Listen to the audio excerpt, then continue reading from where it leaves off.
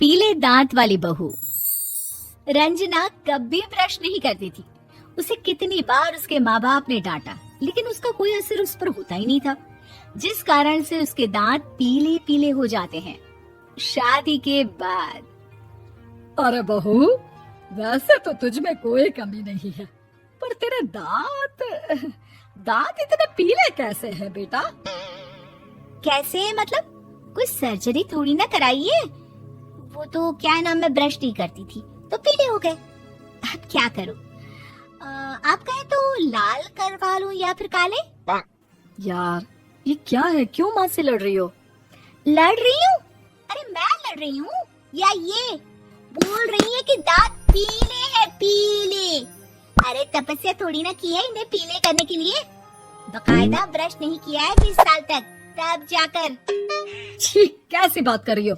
ये उस वक्त तो पीले नहीं थे जब हम लोग तुम्हें देखने आए थे। अरे तब साफ करवा लिया होगा डेंटिस्ट के पास जाकर। अब देखो कैसे पीले पीले लग रहे हैं। रंजना सास की तरफ गुस्से से देखती है। फिर शुरू हो गई पीले पीले पीले। अरे पीले तो तब भी थे जब मेरे हाथ का रसगुल्ला उड़ा उड़ा कर खा रही थी और बोल रही थी, लड़की नहीं गुणों का खजाना दे रहे भाई साहब आप। खैर, अब वो लोग करते भी तो क्या करते, पीले दांत वाली बहू पल्ले पड़ी थी तो झेलना तो था ही। एक दिन कीर्तन में रंजना गाना गा रही थी। अरे कमला बहन, माँ का द्वार है, यहाँ तो सब शुद्ध होकर आते हैं, फिर अपनी बहू को ब्रश भी नहीं करवाती तुम। दूर से पीले पीले दांत भक्ति में बाधा उत्पन्न कर रहा है। अरे कोई 2 साल के बच्चे थोड़ी ना लेकर आई हूँ मैं बहू बनाकर। अच्छी खासी लड़की है, अरे कैसे करवाऊं ब्रश? ये तो उसे खुद करना चाहिए ना। अब माँ बाप तो इसके जैसे तैसे निपटा दिए, ये नहीं सोचा कि सास कैसे संभालेगी।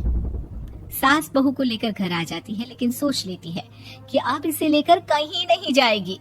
अगले रोज बहू कहती है, अरे क्या हो गया, मंदिर नहीं जाना क्या?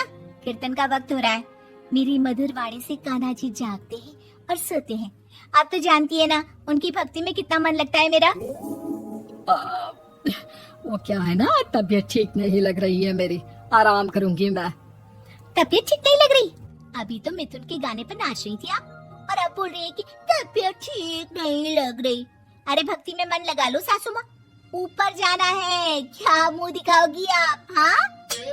सास को बहू की बात पर गुस्सा आ जाता है। मैं क्या मुंह दिखाऊंगी, इसकी चिंता तो ना कर, समझी? अपने मुंह की चिंता कर, जो ये पीले पीले दांत लेकर हर जगह पहुंच जाती है। पता है लोग कितना मजाक बनाते हैं। ना जी ना, मैं नहीं जाना कहीं तेरे साथ। तो ये बात है। कोई ना, मत जाओ, मैं अपने कमरे में ही बैठकर भक्ति कर लूंगी। ऊपर वाला दांत थोड़ी ना देखता है, मन देखता है, भावना देखता है। और अरे बस बस, तू सब कुछ दिखा, बस ये सफेद चमकदार दांत ना दिखाना किसी को, है? जा यहाँ से। बहू को सास की बात का कोई फर्क नहीं पड़ता, वो तो जैसी थी वैसी ही रह जाती है। सुबह नहाकर किचन में खाना बनाना, फिर खाना खाना, कीर्तन भजन करना और सो जाना। एक दिन, माँ जी मैं सहेली के घर जा रही हूँ, शाम को लेट आऊंगी। हाँ हाँ तो जाना, मैंने कौन सा तेरी आरती करनी है घर पर बैठकर। रंजना सहेली के घर जाती है, जहाँ वो पार्टी में जाने की तैयारी कर रही होती है। अरे शिखा, कहाँ जाने की तैयारी कर रही है? मैं गलत वक्त पर आ गई क्या? अरे नहीं यार, उल्टा सही वक्त पर आई है। मैंने ये साड़ी और ज्वेलरी निकाली है यार, शाम को इनके ऑफिस की एक पार्टी में जाना है। बताना कैसा लग रहा है ये सब? नहीं यार, इस ड्रेस के साथ तो वो वाली ज्वेलरी अच्छी लगेगी। हाँ हाँ सही बोल रही है, मैंने ध्यान ही नहीं दिया। वैसे तो हमेशा से मस्त फैशन सेंस रखती है। तो बड़ा जाती होगी ना पति के साथ पार्टी में। रंजना कुछ नहीं बोलती, बस सोचती है कि यार काश ये बात सही हो जाती, पर मैं क्यों नहीं जाती पार्टी में? क्या इन लोगों की कोई पार्टी होती नहीं होगी? रंजना घर आती है और रात में पति से सवाल करती है, एक बात बताइए, आप मुझे किसी पार्टी में क्यों नहीं ले जाते? क्या आपके यहाँ ऑफिस में पार्टी नहीं होती? पति बेचारा क्या कहता कि दांत पीले हैं तुम्हारे इसलिए। अरे कोई पार्टी होती नहीं हम लोगों के ऑफिस में, तो कहाँ से लेकर जाऊं? और मार्केट, मॉल, कहीं वीकेंड घूमना, कहीं तो। अरे यार, सारे हफ्ते में एक छुट्टी मिलती है तो सोचता हूँ कि आराम ही कर लूं। क्यों? रंजना मन मार के रह जाती है।